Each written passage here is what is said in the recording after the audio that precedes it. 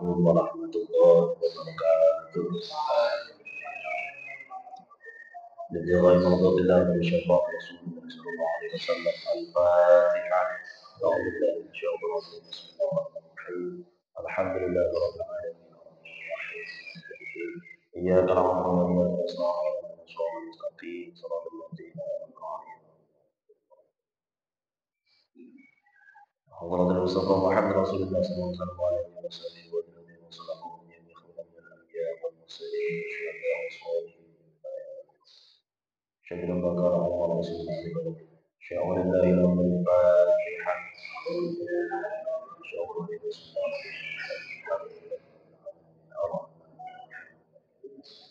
إياك نعبد وإياك نستعين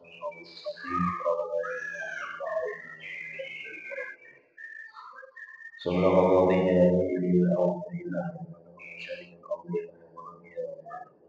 الأولياء شيئا شيئا قال jadi masyayikh atau masyayikh yang pada asal Allah الدين والدنيا والآخرة شيء بالله لهم الفاتحة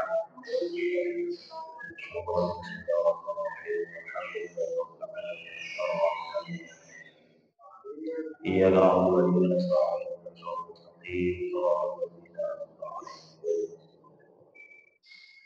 صلى الله عليه علينا ومسلمنا وسلم وجزانا إلى واسع وإلى المسلمين والمسلمات والمؤمنين والمؤمنات الأحياء منهم والأموات خصوصا إلى جميع موتى الحاضر في هذا المجلس وجميع موتى ربنا بالمقح ومن بناها بالصلاة والسلام اللهم اغفر لهم وارحمهم وعافهم وارحمهم شيئا لا إله إلا الفاتحة أعوذ بالله من الشيطان بسم الله الرحمن الرحيم الحمد لله رب العالمين الرحمن الرحيم مالك يوم الدين إياك نعبد وإياك نستعين اهدنا الصراط المستقيم صراط الذين أنعمت عليهم غير المغضوب عليهم ولا الضالين رب اغفر لي ولوالدي والمؤمنين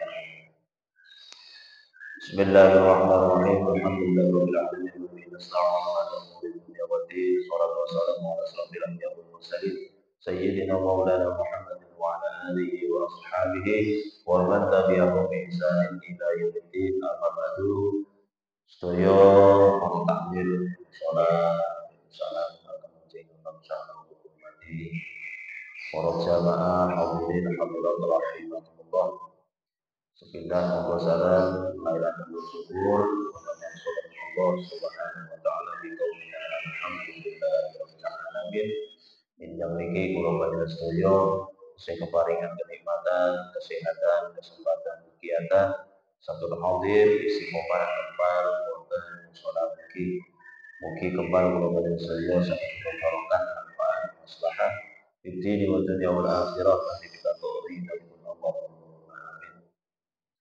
Salawat salam bagi ucapkan tentang kita Nabi Muhammad sallallahu alaihi wasallam di panjenengan sebagai para guru bangsa di kepada akhir dan rasul kita sakin dari insyaallah figur min yaumin ila yaumil qiyamah.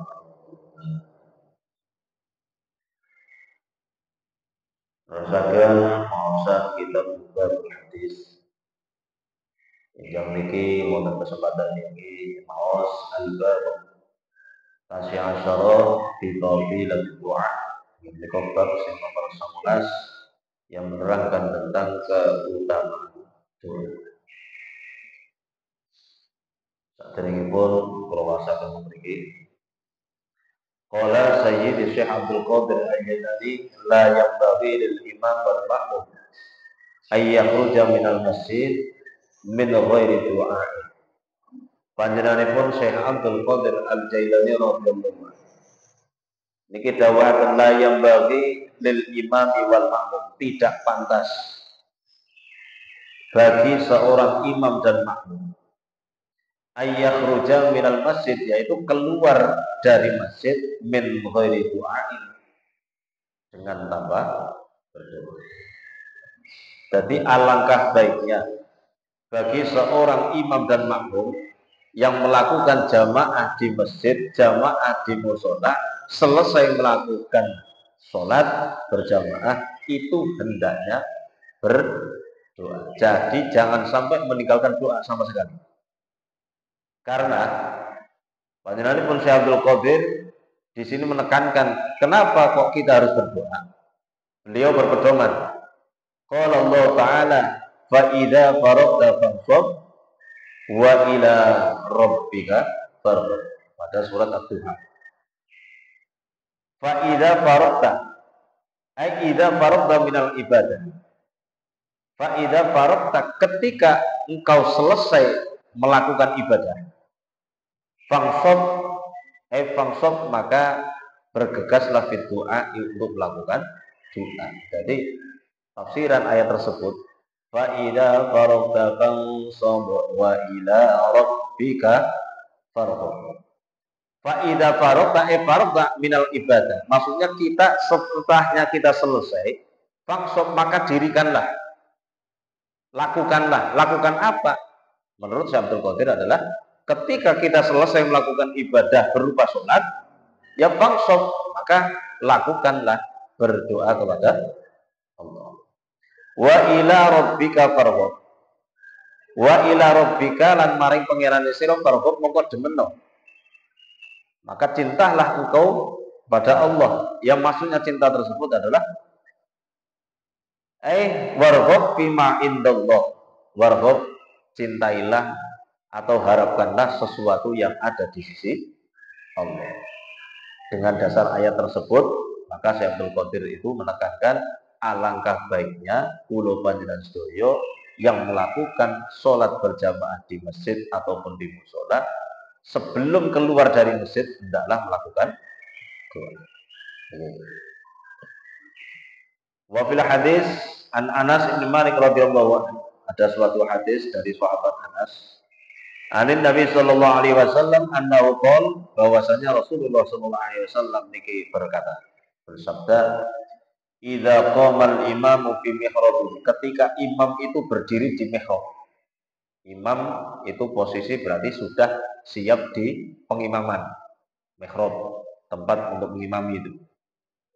Wa tawatarat sufuf, akhirnya di belakangnya disusul dengan beberapa shaf barisan sholat. Nazalatir rahmah, maka di saat itulah rahmatnya Allah akan turun. Jadi ketika kita melakukan sholat jamaah, imam sudah berdiri di mihrab, makmumnya sudah mendirikan shaf, maka disitulah nazalatir rahmah, rahmatnya Allah turun. Fa awwalu dzalika nasibul imam. Yang pertama mendapatkan rahmatnya Allah adalah satu imam. Summaman an yaminihi, summaman an yasarihi.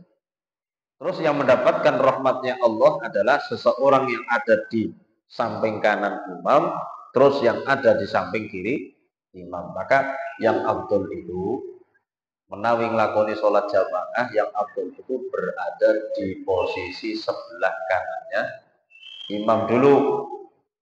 Jangan sampai sebelah kanan urung kebek, kiwe dikebeki di sini. Karena yang pertama kali turun rahmatnya Allah, imam dulu, terus yang sebelah kanan. Itu yang afdol. Jadi kalau sebelah kanan dereng kebek, kiri mengko dhisik iki, yang sebelah samping kiri. Kanan dulu, kanan dulu, kanan dulu, kanan. Kalau rampung ya udah. Wah. Sak sampun-sampun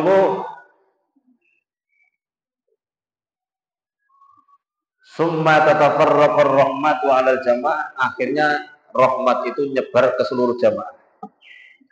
Summa yunadi malak rabiha fulan wa khasira fulan. Setelah selesai jamaah, malaikat itu teriak-teriak. Teriakannya malaikat, rabiha fulan. Wah, fulan itu beruntung. Wa khasira fulan, oh fulan itu rugi. Jadi ketika ada yang melakukan sholat jamaah, malaikat itu menggolongkan dua jamaah tersebut, ada jamaah yang beruntung, ada jamaah yang rugi. Farrabihu man yarfa'u yadayhi bid-du'a'i ila Allah Ta'ala idza faragha min sholatil maktubah. Orang yang beruntung itu siapa? Kategori orang yang dikatakan beruntung oleh malaikat adalah man yarfa'u yadayhi, seseorang yang mengangkat kedua tangannya bid-du'a'i ila Allah, dengan berdoa kepada Allah. Idza faragha min sholatil maktubah, setelah melakukan sholat fardu. Itu adalah golongan orang yang beruntung. Malaikatnya ngomong-ngomong ngarep lawang, wah kayak badi. Siapa? Yaitu seseorang yang selesai melakukan sholat fardu, dia mengangkat kedua tangan, dongo nyuwun datang Gusti Allah. Wal khosir, adapun seseorang yang rugi, walladzi kharaja minal masjidi bila du'ain. Orang yang rugi itu siapa? Yaitu seseorang yang keluar dari masjid dengan tanpa berdoa. Wiridan urung rampung, urung donga, menyat. Keluar masjid, akhirnya malaikat ya khosir, rugi. Fa'idha kharaja bila doa. Maka ketika ada seseorang makmum keluar dengan tanpa berdoa, Assalamualaikum plencing, Assalamualaikum wiridan urung rampung plencing, dongo be urung. Qalat malaikat, akhiripun malaikat iku ngucap, ya fulan istaghnaita 'anillahi ta'ala, he fulan rikara butuh karo Gusti Allah napa pripun? Apakah kau sudah menganggap dirimu cukup wis ora butuh Gusti Allah? Malaka indaga hajatun, apakah dirimu tidak ada sesuatu yang dibutuhkan di sisi Allah? Jadi seseorang yang selesai sholat mboten purun donga niku oleh malaikat dianggap sombong. Hal istaghnaita 'anillah. Wah, rika ge wis rumangsa sugih apa priwe ora butuh karo Gusti Allah napa pripun niku. Ya, terus niku termasuk fadilah doa. Alangkah baiknya kula panjenengan sedaya sak sampunipun nglakoni salat fardu jamaah jangan sampai keluar dari masjid ini sebelum berdoa. Qala Nabi sallallahu alaihi wasallam, niki kita buka hadis. Qala Nabi sallallahu alaihi wasallam, ad-du'a umul ibadah. Dawuh kanjeng Nabi, ad-du'a utawi doa.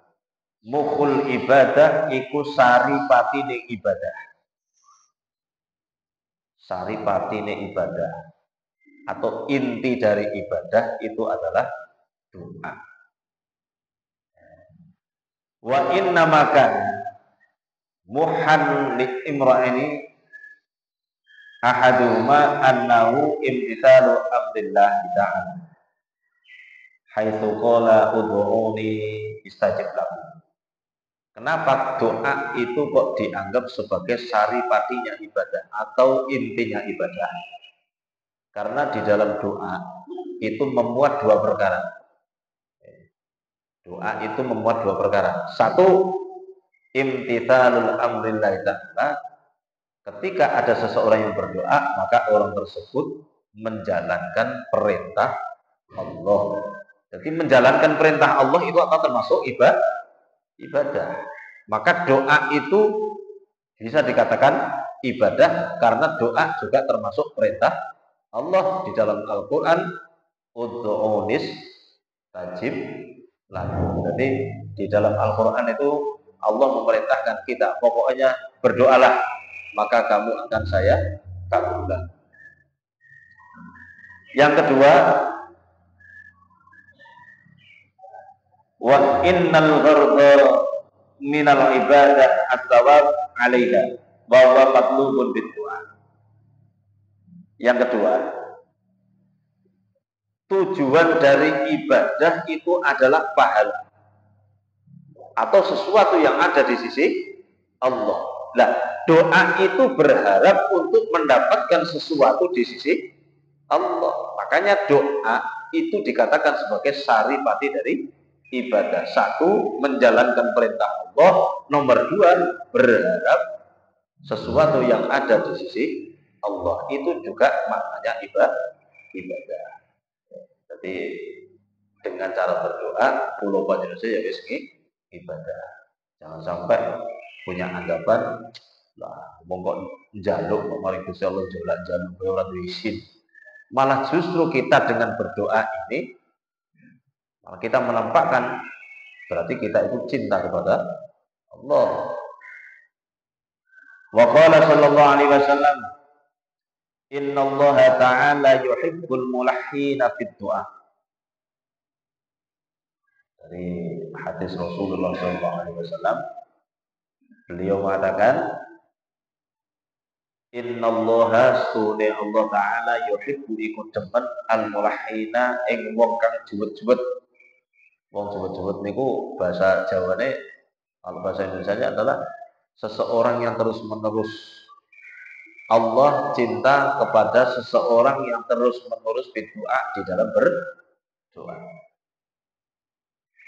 Ini bedanya dengan kita. Lah enak wong bola-bali njaluk awake dhewe kesuh. Tapi kalau Gusti Allah, kalau andai kata orang tersebut sering bola-bali njaluk mawon malah Gusti Allah senang. Itu Allah senang nih, cinta. Alasannya mriki dikatakan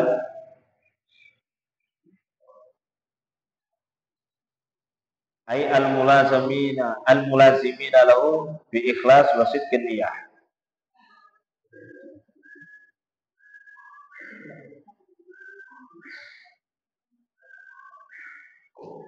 Alasan kenapa Allah kok cinta kepada seseorang yang terus-menerus berdoa itu karena lidilalati ala tirafid da'i bil azzi wal iftiqar. Alasannya dengan kita berdoa, dengan kita meminta kepada Allah, dilalah itu sudah menunjukkan alal azzi wal iftiqar, bahwasanya hamba tersebut hamba yang lemah, hamba yang butuh kepada Allah. Allah itu suka kepada orang yang merasa dirinya lemah di hadapan Allah. Tapi Allah benci seseorang yang merasa sombong, karena sifat sombong itu sifat yang hanya miliknya Allah. Jadi andai kata ada seseorang kok berdoa, wong kok njaluk, wong njaluk niku berarti sudah menampakkan diri, saya ini nggak mampu, saya ini butuh. Nah, kalau ada manusia yang di hadapannya Allah merasa tidak mampu, merasa butuh kepada Allah, maka itulah yang menjadikan Allah itu cinta. Tapi lek enak wong kok gak gelem ndonga berarti sombong, merasa dia mampu, merasa dia tidak butuh. Makanya dengan doa Allah suka. Nanti kalau panjang boleh seberapa ini doa Allahumma ya Allah Allahumma mintalah. Sementara bola-balik, jangan cuma nyuwun mari Gusti Allah niku satu kali tok terus esuk orang maneh. Terkadang ya sifatnya kula panjenengan nggih. Duweni sifat bosen. Donga orang dikabulna lah sesuk bebeh. Arep donga malih ya bebeh. Kalau bisa ya donga niku ya enggak dikabulkan, donga malih enggak dikabulkan, donga malih. Dalam hati kita harus yakin bahwasanya setiap ada orang yang meminta kepada Allah mesti dikabulkan. Nabiullah Ibrahim alaihissalam ini sudah dipastikan, bingung punya istri, istrinya sudah kondisi tua, yuswane wis 100 tahun, orang duwe putra. Tapi Nabi Ibrahim tidak putus asa, tetap setiap hari Robbi habli minas sholihin, Robbi habli minas sholihin, Robbi habli minas sholihin. Kalau di dalam akar, ini wis ora bakal duwe anak niki karena usianya sudah tua. Tapi kalau Allah mengendaki bisa saja, maka Allah mengabulkan Nabi Ibrahim dikasih putra. Tapi solusinya salah satunya adalah nikah dulu dengan Siti Hajar. Setelah nikah dengan Siti Hajar, akhirnya punya anak namanya Nabi Ismail. Tapi dari istri yang satunya Siti Saroh, yang pertama kali itu kayak tidak punya anak, Allah memberikan kabar gembira, di situ dikasih putra yang namanya Nabi Ishak. Nabi Ishak juga lahir. Niku nggih. Dadi lek orang duwe anak, bojo maneh. Kira-kira kok bojone lahir, insya Allah bojo sing pertama ya melu. Jadi donga. Terus salah satunya juga Nabi Zakaria. Nabi Zakaria niku sudah mengatakan, Pak innam ro'ati akhir, Gusti. Istri saya itu akhirun niku cara mriki napa? Menopause. Sudah tidak haid. Sudah tidak punya potensi untuk mengandung.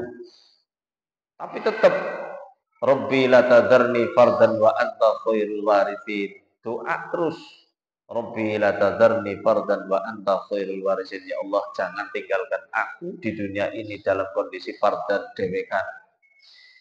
Tanpa ada pewaris. Loh, itu didoa terus. Rabbi la tadarni fardan wa anta khairul warithin. Akhirnya Nabi Zakaria setelah berdoa itu istrinya akhirnya dikabarkan mengandung itu kan. Oh, terus doa itu walaupun toh kelihatannya tidak mungkin secara zohiriyah, secara lahiriah menurut kita semua, wah kayaknya ini nggak mungkin, ini mustahil. Tapi bagi Allah tiada hal yang mustahil. Ud'u istajib lakum. Maka mintalah kepada Allah, Allah pasti akan mengabulkan. Jangan putus asa. Penglebetipun wafil Ihya, di dalam kitab Ihya, qala Rasulullah sallallahu alaihi wasallam, innal abda la yukhti'uhu minad du'a ihdatsalatin salatin. Imma bidambin yufarulah wa imma khairun yu'ajjalulah wa imma khairun yudakharulah. Wonten kitab Ihya, Rasulullah sallallahu alaihi wasallam niku dawuhaken seseorang la yukhti'u minad du'a. Dia tidak akan meleset dari doanya kecuali salah satu dari 3 perkara. Jadi seseorang yang berdoa kepada Allah itu ada kemungkinan salah satu dari 3 hal ini. Maka dia tidak akan meleset dari salah satunya. Maka jangan sampai kita menganggap bahwasanya wah nyong donga, kulon donga, mari Gusti Allah doa saya nggak dikabulkan. Dawuh Rasul enggak, pasti dikabulkan, tapi mungkin ada salah satu dari 3 hal ini. 1, imma dzambun yughfarulah. Ada kalanya dengan berdoa maka Allah mengampuni dosa. Sesuatu yang kita minta tidak dikabulkan oleh Allah, tapi dengan barokahnya doa Allah mengabulkan, yaitu mengampuni dosa. Itu. Jadi kita meminta, ya Allah tolonglah Gusti, muga-muga kula diparingi niki. Tapi oleh Allah tidak dikasihkan, malah justru dengan barokah ataupun wasilah doa kita, dosa yang lain yang tidak diampuni oleh Allah dengan sholat, yang tidak diampuni oleh Allah dengan silaturahim, dengan sedekah, mungkin dengan cara kita berdoa malah justru diampuni. Itu salah satu. Jadi fadilahnya doa salah satunya Allah mengabulkan doa kita dengan cara mengampuni dosa. Yang kedua, wa imma khairun yu'ajjalulah. Ada kalanya doa tersebut dikabulkan oleh Allah dengan kebaikan yang seketika. Allahumma langsung cespleng muncul. Karena mungkin dianggap oleh Allah itu adalah kebaikan bagi dia. Wa imma khairun yudakharulah. Yang ketiga, mungkin doa kita masih disimpan oleh Allah, suatu ketika akan dikabulkan. Jadi dari 3 doa ini, 3 hal ini, doa kita mesti ada di salah satunya. Ada terkadang doa akhirnya menjadikan dosa kita diampuni. Yang kedua, mungkin doa kita langsung diijabah karena mungkin itu terbaik. Tapi yang ketiga, mungkin saja doa kita masih ditunda oleh Allah, dirasa kalau dikasihkan sekarang kurang baik, maka besok-besok saja. Seperti apa itu? Yaitu Nabi Ibrahim berdoa, Rabbi habli minas sholihin, Rabbi habli minas sholihin, Rabbi habli minas sholihin. Ya Allah, saya meminta minas sholihin, Rabbi habli minas sholihin. Ya Allah, berikanlah kepadaku anak yang soleh. Loh, anak yang soleh itu oleh Allah disimpan, tidak seketika langsung muncul anak soleh. Tapi kesolehan anaknya, putranya Nabi Ibrahim itu dimunculkan ketika Nabi Ismail ya mau dieksekusi ketika disuruh disembelih oleh Allah itu, peristiwa itu. Jadi ketika mau disembelih, ya abati, ya bunayya, anakku, inni ra'aitu fil manami antadbahuka. Tadi malam saya bermimpi disuruh untuk menyembelih dirimu. Bagaimana pendapatmu? Baru disitulah kesolehan anak itu muncul. Ya abatif maltuk maru. Pak, kalau toh itu diperintah oleh Allah, monggo lakoni mawon. Lah itu kesolehan. Soleh tersebut berkat karena Nabi Ibrahim berdoa tiap hari. Rabbi habli minas sholihin. Oleh Allah akhirnya ditampakkan tapi mudakhir. Disimpan dulu di akhir, ketika waktunya akhirnya muncul kesolehan Nabi itu. Jadi kita kalau berdoa nyuwun sewu nggih, ojo langsung sidik-sidik lah dongane nyong ora mati, lah dongane sel donga ora dikabulna. Ampun, ada 3 hal ini. Terus juga ini kenapa kula panjenengan sedaya ketika gadai hajat ngumpulaken tanggane, ngumpulne dulure. Ayolah nyuwun sewu panjenengan kula suwune ndonga bareng-bareng, kula duwe hajat ngaten niki. Ini maksudnya seperti itu. Barangkali ketika kula panjenengan gadai hajat, ndonga dilalah sing dikabulne napa? Ngapura dosane. Tapi ketika orang lain yang ikut berdoa, siapa tahu di salah satu doa dari orang-orang tersebut yang kita undang itu ada yang dikabulkan secara kontan. Makanya kenapa kok ada undangan doa bersama, disuwuni bareng-bareng donga niku. Jane nyuwun sewu, lah donga kaya nyong ya hafal dongane padha wae. Nyapun dadak ngundang nyong bae wis hafal. Doa yang dibaca kiai ini karo doa yang dibaca saya sama wis lah. Ora usah ngundang dongane pada iki. Loh, doanya sama, yang dibaca sama, tapi eksekusinya oleh Allah hasilnya mungkin beda. Kalau kita doa sendiri mungkin saja ditunda. Tapi kalau orang lain yang berdoa mungkin langsung dikabulkan. Makanya kalau punya hajat ngundang wong seakeh-akeh. Terus lah tanggane dulure kabeh diundang kabeh ngene. Mbok menawa dari salah satu orang yang kita hadirkan ikut berdoa, itu ada salah satunya yang langsung dikabulkan.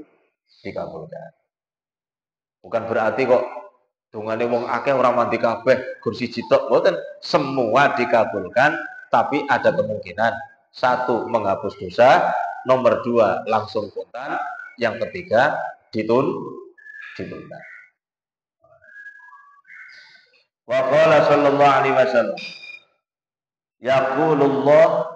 yaqulu dawuh sapa Allah taala, ya abdi he kawula ingsun, ana utawi ingsun inda dzannika ing dalem sandingi penyono sira, wa ana lan utawi ingsun ma'aka iku sareng sira ida ta'utani ing dalem nalikane ndonga sira ing ingsun.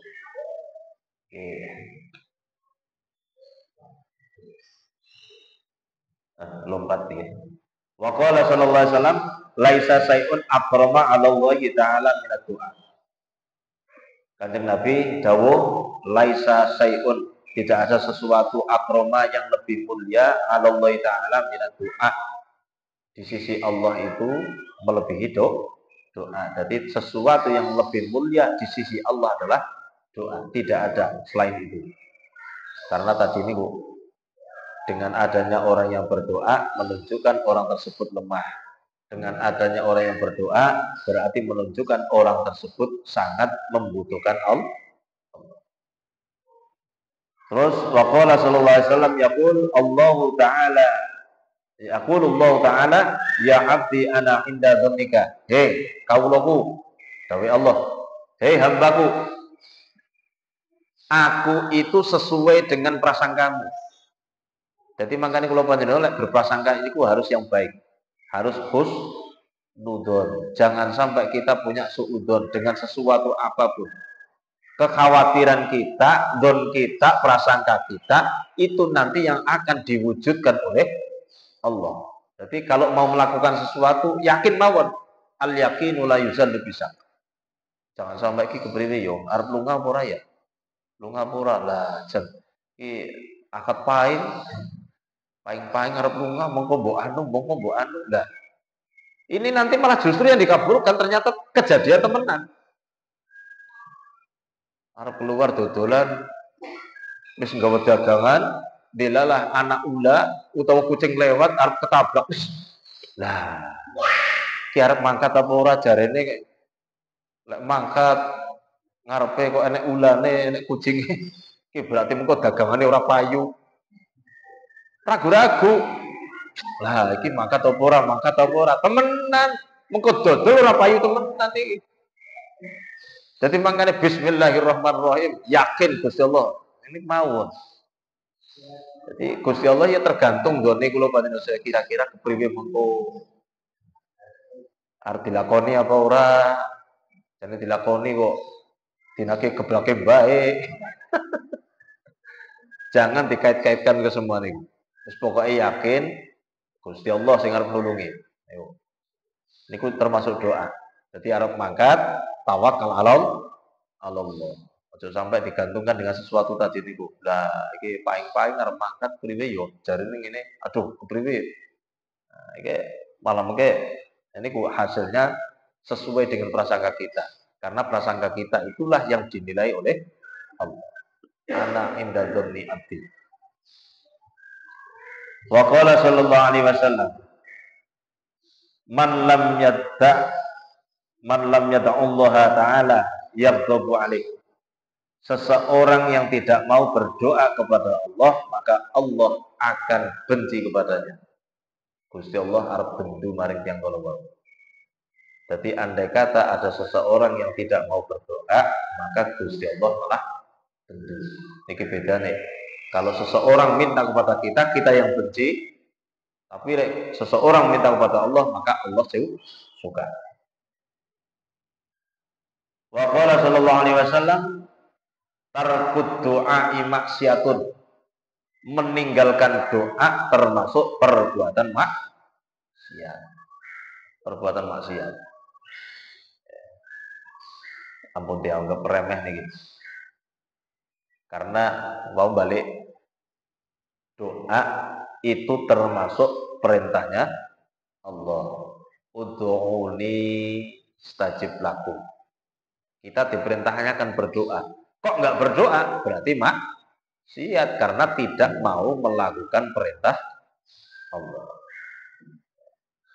Terus pokoknya nggak mawon. Orang saya isin-isin jaluk maring Gusti Allah niki. Gusti Allah sugih, beda jaluk maring menungsa. Nah, kalau kita meminta sesuatu di sisi manusia belum tentu apa yang diberikan sesuai dengan kehendak kita. Tapi kalau kita minta sesuatu di sisi Allah, maka Allah akan memberikan sesuatu yang terbaik bagi kita. Wa qala sallallahu alaihi wasallam ad-du'a silahul mu'min.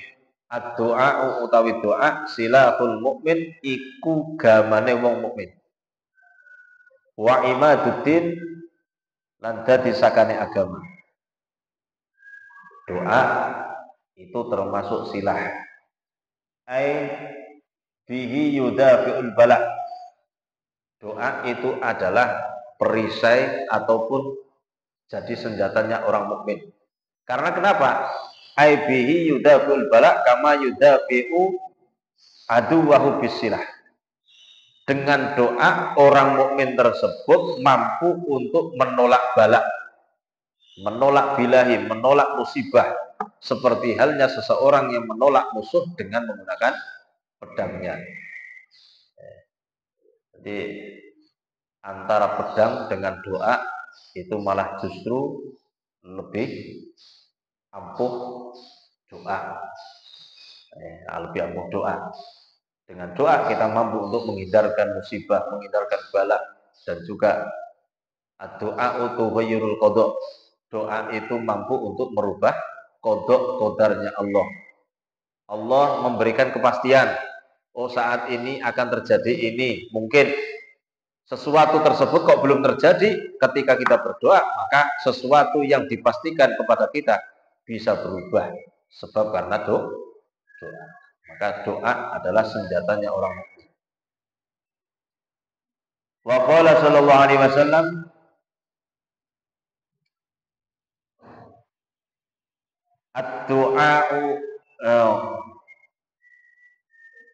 ad-du'a'u silahul mukmin wa imaduddin wa nurus samawati wal ardh. Doa termasuk cahaya langit dan cahaya bumi.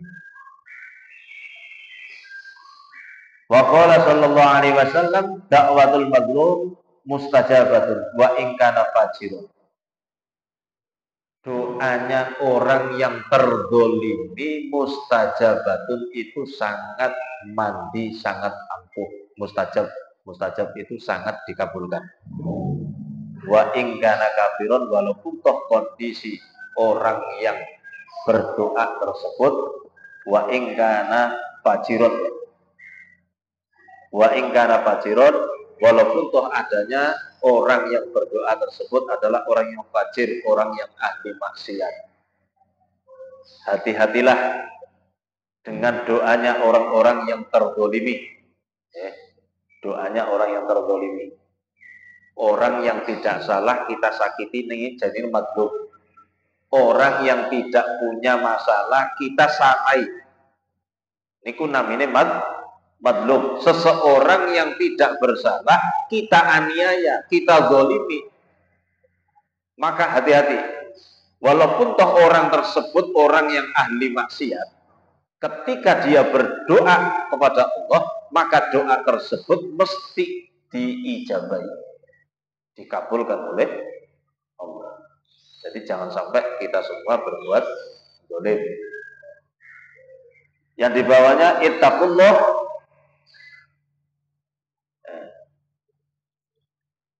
wa fujuruhu ala nafsih.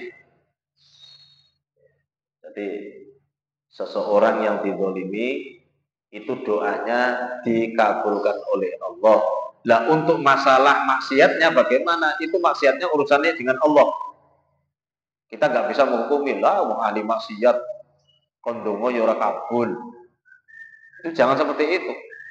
Tetap orang yang dizalimi itu doanya akan dikabulkan oleh Allah. Oke. Hati-hati ini. Seperti yang viral kan, dongonya langsung mati kayak bakul es teh. Dia nggak salah, nggak apa, dizalimi di depan orang ribuan. Karena dia sabar, ya Allah, muga-muga saya lebih mulia dari dia. Langsung malik, jebret. Seketika itu orang yang menghina menjadi rendah, orang yang dihina langsung Ini kok ngati-ngati.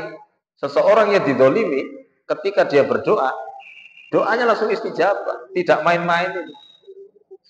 Bakul es teh langsung melambung, langsung terhormat. Kiai Benjungkel, viral itu, atur ngatos. Bahkan Allah tidak mandang siapa yang mendolimi. Allah tidak mandang siapa yang mendolimi. Walaupun toh itu kiai, walaupun toh seorang wali, bahkan Nabi pun kalau berbuat salah, orang yang disalahi kok doa, bahaya. Apa yang terjadi kepada Nabiullah Yakub alaihissalam?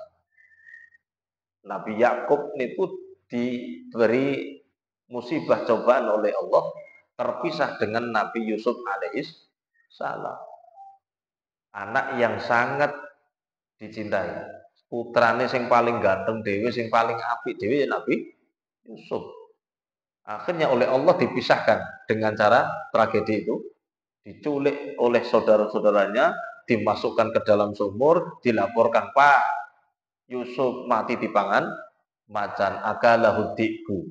Akhirnya kan Nabi Yakub nangis, maunya Allah, anakku sing ganteng dewe bocahku. Nah, niki sampai keluar air mata darah, akhirnya piyambake Nabi Yakub tidak bisa melihat. Saking susah, saking sedih kehilangan Nabi Yusuf. Loh, ini kok bisa terjadi seperti ini? Orang nana sebab tanpa musabab. Ini kejadian ini mesti ada apa-apanya. Di belakangnya apa? Ternyata wonten tafsir Jalalain kok diceritakan. Sebelum kejadian itu, Nabi Ayub, Nabi Yakub besertaan dengan putra-putranya itu lagi mayoran, Pak. Mayoran. Nyembelih wedhus dibakar ning lapangan. Wis ana sing nyate-nyate, ana sing panggang ning apa. Wis rame keluarga, kumpul keluarga kelihatan harmonis, rame dengan anak-anaknya. Tapi tanpa disadari aroma wedhus bakar niki mabur set. Ana ning sebelah omahe Mbok Rondo. Di situ ana seorang perempuan janda yang punya anak yatim. Wonge orang duwe. Endilalah semribite niki lho. Semribite wedhus bakar nyampe ke sana. Bocah yatim kencoten nangis. Ya Allah, Bu. Kepengen makan karo wedhus bakar, Bu. Kepengen sing kaya-kaya, kepengen kaya. Lah mbok rondone ya Allah, kita nggane nyong seneng-seneng. Dia bergembira, ning kene aku susah, anakku nangis bae njaluk iwak ora dinehi. Kok gak ono pengertian? Keluargane seneng lagi pesta, ning kene susah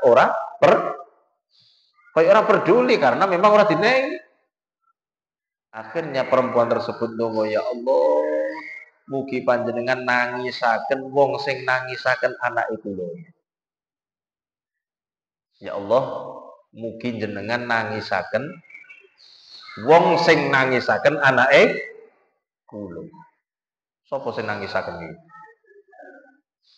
Nabi Yakub sing lagi pesta karo keluargane, karo anake putra-putrane lagi nyembelih bakaran wedhus. Temenan. Doa perempuan ini dijabah oleh Allah.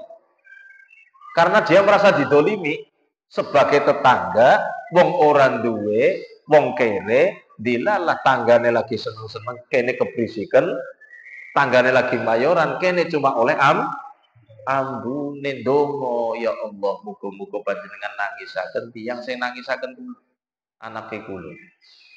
Lho niki temenan dikabulkan oleh Allah. Nabi Yakub akhirnya menangis kehilangan Nabi Yusuf.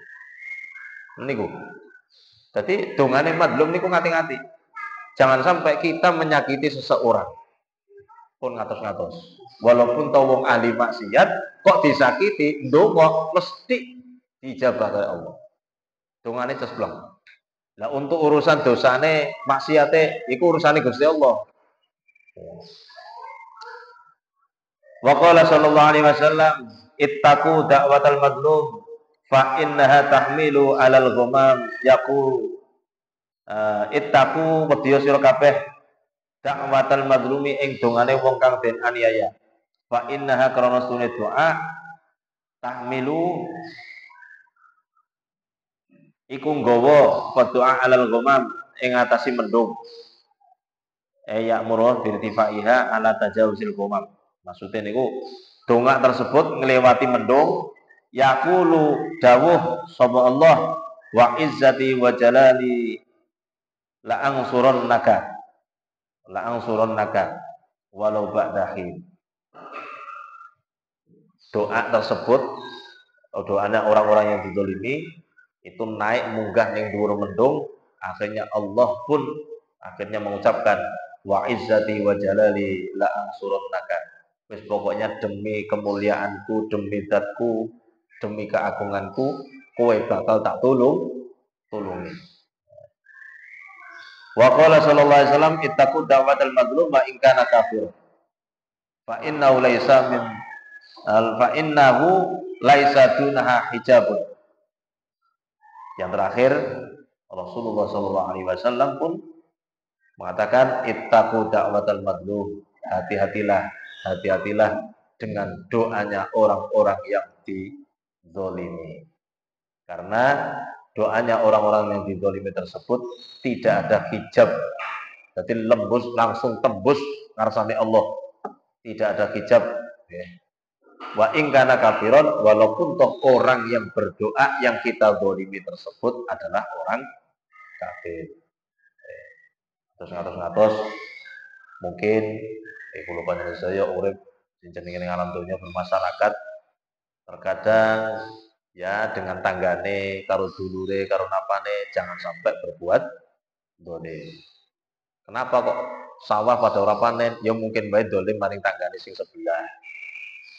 Niku wonten mawon.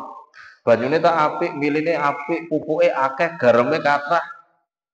Lah kok sing panen sebelah malah sing kene sing akeh ragate ora panen. Ya mungkin bae ketika nggarap dolim maring sing sebelah golek banyu pipet-pipetan. Wah, akhirnya sing didolimi lah serap apa ngalah digawang anak kabeh nah muga-muga ora panen. Bisa niki. Bisa. Usaha dagang ya kayak niku. Gawe omah. Tapi makanya nyuwun sewu wonten hukukul adam, hukukul jiron. Ana hak-hak bertetangga itu kudu gawe omah supaya orang ganggu tanggane pripun. Niku kudu rembukan dhisik. Omahe sebelah wetan, maka tembung dhisik karo kulone. Ngapunten. Aku arep bangun omah ning sisi wetane jenengan. Biasanya jenengan kan saka isu-isu srengenge masuk. Saiki ketika saya membangun rumah, mungkin baik srengenge orang langsung kena ning jenengan. Makanya aku njaluk ridhone. Niku kudu ora kok membangun rumah sakarepe dhewe tembok dicuburna, akhirnya tanggane ora oleh sinar. Hawa udara, ya kayak niku udara saka kanan kiri dipipeti tanggane akhirnya pegak pengap. Niku kudu dirembuk sisit. Jadi ada sing jenenge hak-hak seperti itu. Bukan kok tanah inyong dhewe iki tak bangun ya sakarepku. Jadi seseorang sing kepetengan niku wau ora oleh sinar ndonga ya Allah. Omahe nyong dhewe peteng temen gara-gara ki omah iki. Wis bangun omah gede pisan. Nyong muga-muga omahe angker apa. Omahe ora berkah. Niku bisa kejadian seperti itu. Dungane madlum ya. Atus-atus. Jadi intinya pun fadilah doa siapapun mesti dikabulkan oleh Allah. Mawon mugi-mugi mawon kula panjenengan sedaya waos dinten niki saged manfaati dhateng kula panjenengan sedaya saged berkahi sehingga kula panjenengan sedaya dipun paringi urip ing alam dunya selamat dunya selamat akhirat ya Allah amin. Kiranya mudah dan Allah wa yatum. Assalamualaikum warahmatullahi wabarakatuh.